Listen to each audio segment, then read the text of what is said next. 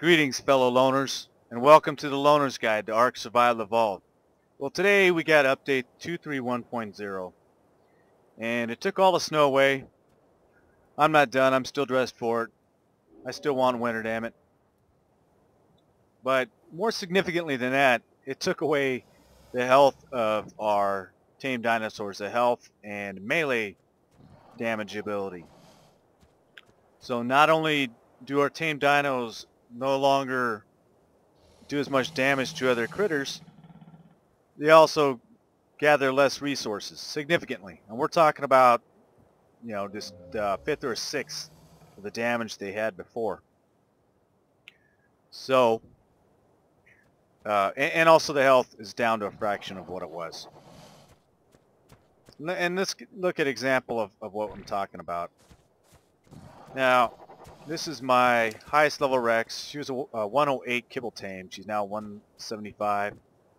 And she had, I don't know, upwards of 20,000 hit points, I think. I invested most of her level points into health.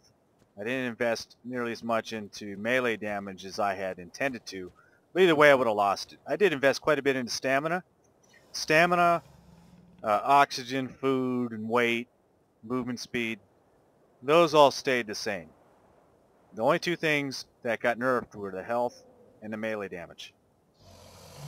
So, and that's a point I want to bring up.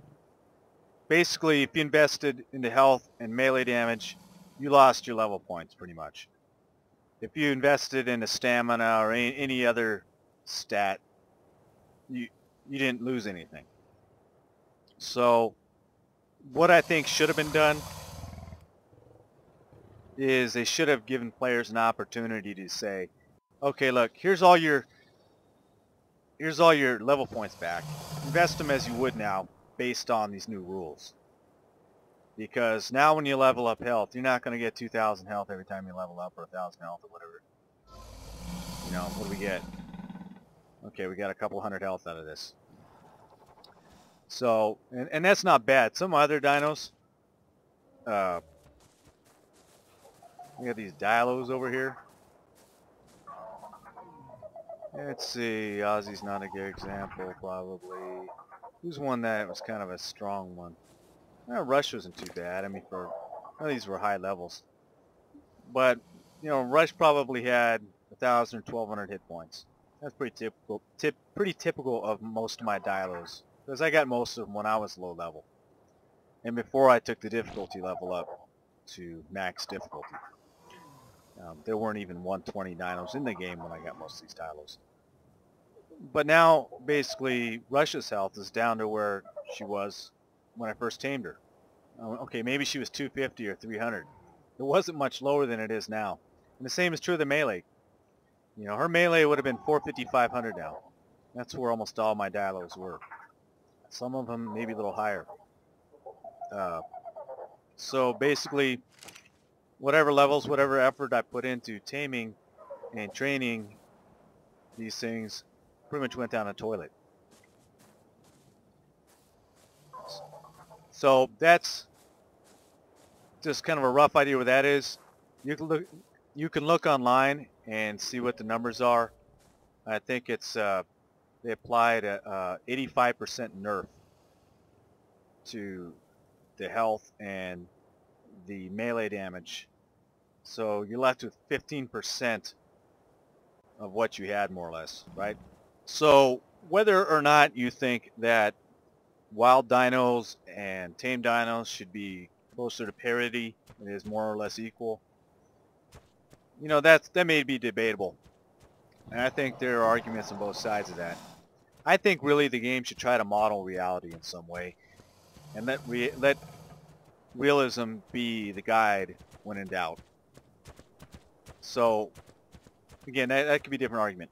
But here's the thing. There's so much of this game structure that is in place, from the whole kibble system to all the time and effort that taming requires, and the whole breeding system that, quite frankly, is a pain in the butt, and I don't have time for it.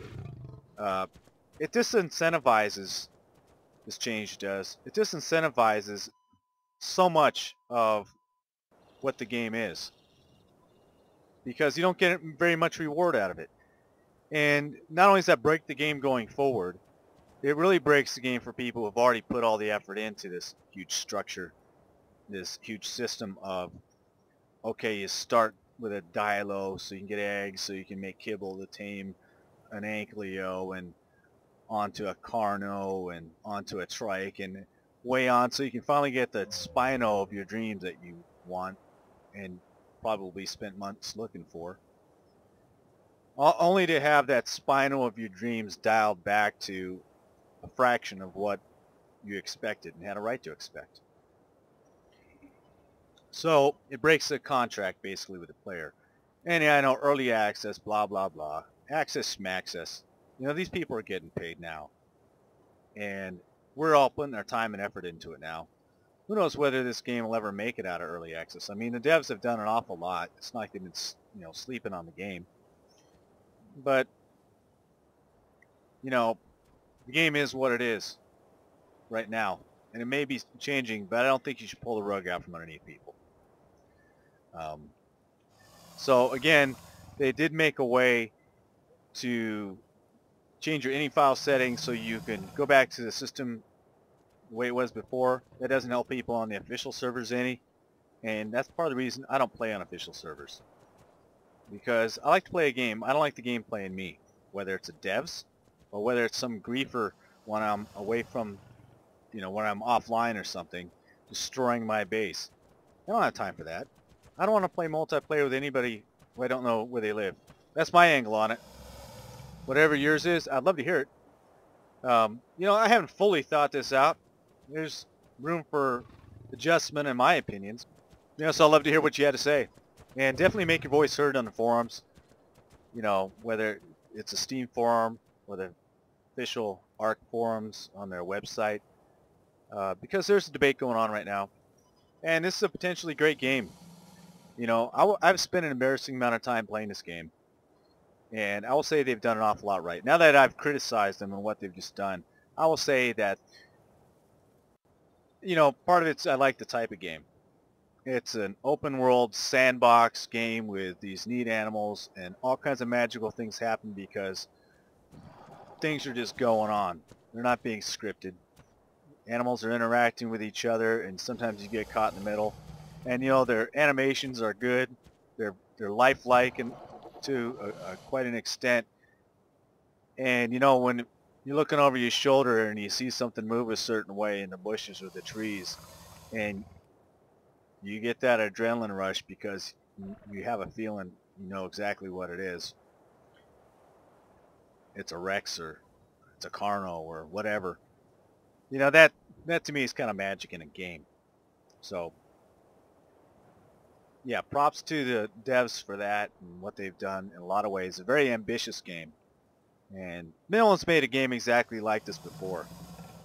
So I can understand them not exactly knowing where they should go with it. So I just want to say that. And anyway, I've definitely gotten my $30 worth out of this game one way or the other. But yeah, again, whatever your opinion is, I'd love to hear it from you. And if you like this video, like hear me rambling about this update, my opinion about it, give me a thumbs up. If not, it was a waste of your time, give me a thumbs down and give me some feedback. I'd appreciate that. And if you subscribe, I'd love to have you on board because us loners got to stick together. You take care and play the game. Don't let the game play you.